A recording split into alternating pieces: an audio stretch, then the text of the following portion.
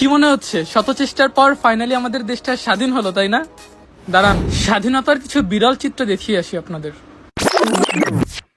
এই যদি হয় আমাদের স্বাধীন দেশের চিত্র, তাহলে ভাবতে পারছেন স্বাধীনতা কত বেশি সুন্দর। স্বাধীনতায় এক সমাজ যখন ব্যস্ত ছিল আনন্দ মিছিল নিয়ে, তখন অন্য সমাজ ব্যস্ত ছিল ছিনতাই নামক ধ্বংস মিছিল নিয়ে।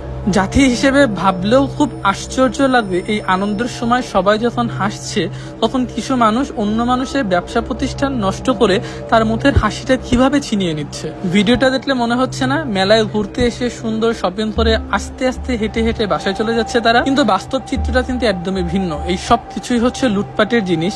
আনন্দ মিছিলে যখন একদল আনন্দ করতে ব্যস্ত, তখন মানবরূপী অন্য আরেকটা সমাজ লুটপাট নামের এই ধ্বংস খেলায় ব্যস্ত ছিল, মানুষের ব্যবসা প্রতিষ্ঠান নষ্ট করে তাদের ব্যবসা প্রতিষ্ঠানের সব মালামাল হাতিয়ে নেওয়ার জন্য। ভাই, নিজের মনুষ্যত্ববোধ যতদিন স্বাধীন না হবে, দেশ ততদিন স্বাধীন হবে না। স্বাধীনতার রূপ যদি